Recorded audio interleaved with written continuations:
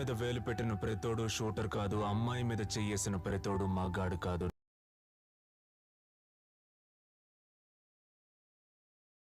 మగాడు కాదు. నా అర్హత ఏంటనేదే నన్ను ప్రేమించే వారికి తప్ప వేరే వాళ్ళకి అర్థం కాదు.